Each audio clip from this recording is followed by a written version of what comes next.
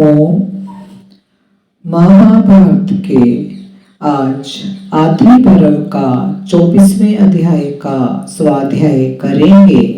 हमने देखा कि लाक्षागृह से बचकर पांडव कैसे निकल जाते हैं और किस तरह विदुर का व्यक्ति नाव लेकर गंगा के उधर पार करवाता है। और अब ये चल रहे हैं पांडव और जाते जाते वो थक गए हैं। उनको पीने के लिए पानी नहीं मिल रहा, प्यास लग रही है और भूख भी लगी हुई है। फल मूल नहीं मिल पा रहे हैं, उसकी कमी हो रही है। इसका आज हम स्वाध्याय करेंगे और जानेंगे कि भीम का विषाद और दुर्योधन के प्रति उनका क्रोध।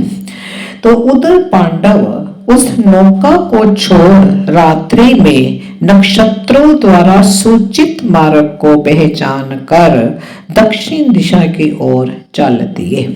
भरत श्रेष्ठ सायंकाल होते होते वे वन के एक ऐसे भयंकर प्रदेश में जा पहुंचे जहां फल मूल और जल की बहुत कमी थी और वहां क्रूर स्वभाव वाले पशु और हिंसक पक्षी और हिंसक पशु रहते थे।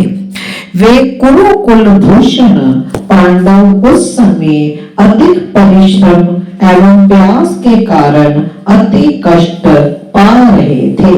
थकावट से उनकी नींद भी बढ़ गई थी, जिससे पीड़ित हो वे आगे जाने में असमर्थ हो गए।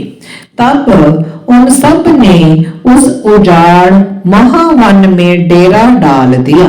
तदंतर प्यास से व्याकुल कुंती देवी अपने पुत्रों से बोली, मैं 5 पांडु पुत्रों की माता हूँ और उन्हीं के बीच में बैठी हुई हूँ, तो भी प्यास से व्याकुल हूँ। इस प्रकार कुंती देवी ने अपने पुत्रों के समक्ष ये बात बार बार दोहराई। माता के वात्सल्य से कहा हुआ ये वह वचन सुनकर भीमसेन का हृदय करुणा से भर आया। वे मन ही मन संतप्त हो उठे और स्वयं ही पानी लाने के लिए जाने की तैयारी करने लगे। उस समय भीम ने उस विशाल निर्जन एवं भयंकर वन में प्रवेश करके एक अति सुंदर तथा विस्तृत छाया वाला बरगद का वृक्ष देखा। राजन भरत कुलभूषण भीमसेन ने उन सब को वहीं बिठा दिया कर कहा कि आप सब लोग यहीं विश्राम करें, तब तक मैं पानी का पता लगाता हूँ। ये जलचर सारस पक्षी बहुत मीठी बोली बोल रहे थे, अतः यहाँ निकट ही अवश्य कोई महान जलाशय होगा, ऐसा मेरा विश्वास है।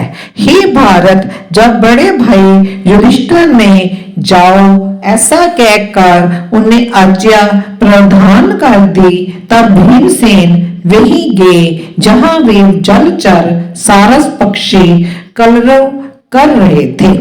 भरत श्रेष्ठ जहां पानी पीकर तथा स्नान करके भाइयों पर स्नेह रखने वाले भीमसेन उनके लिए भी चादर में पानी ले आए।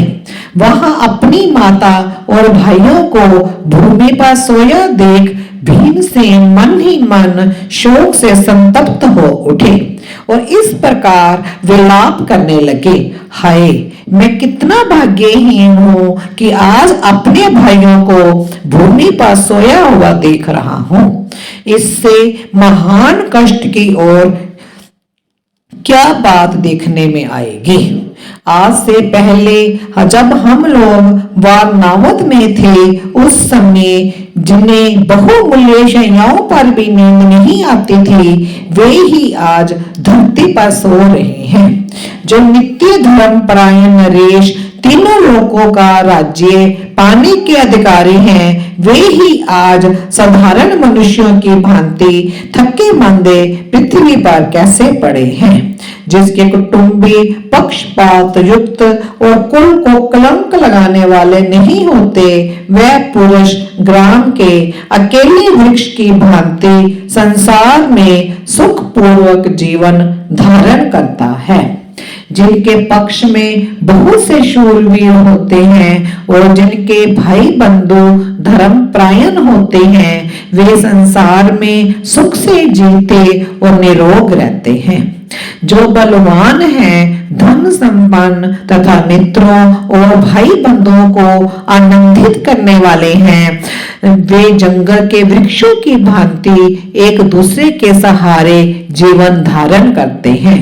दुरात्मा धृतराष्ट्र और उसके पुत्र ने तो हमें घर से निकाल दिया तथा जलाने की भी चेष्टा की, परंतु किसी प्रकार भाग्य के भरोसे हम बच गए हैं।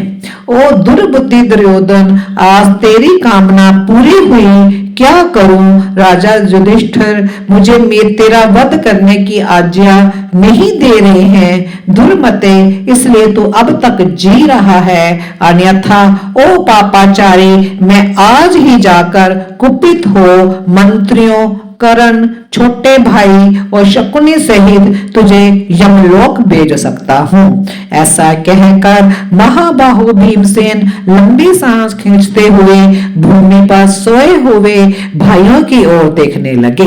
ये मेरे भाई जब नींद से उठेंगे तभी जल पिएंगे, ऐसा निश्चय करके भीमसेन उस समय स्वयं जागरण करने लगे। आज 24वां अध्याय समाप्त हुआ। इसमें हमने देखा कि जो भीम है उसको दुर्योधन पर कितना गुस्सा आ रहा है कि उसकी माता और उसके भाई कैसे जमीन पर सोए पड़े हैं और जो युधिष्ठिर है वो मुझे आज्ञा नहीं दे रहा, मैं दुर्योधन, कर्ण और सबको मैं मार डालूं, लेकिन मुझे आज्ञा नहीं मिल रही। और दुर्योधन ने कैसे हमें घर से निकाल दिया और हमें जलाने की भी चेष्टा की, लेकिन हम किसी तरह भाग्य के भरोसे बच गए हैं।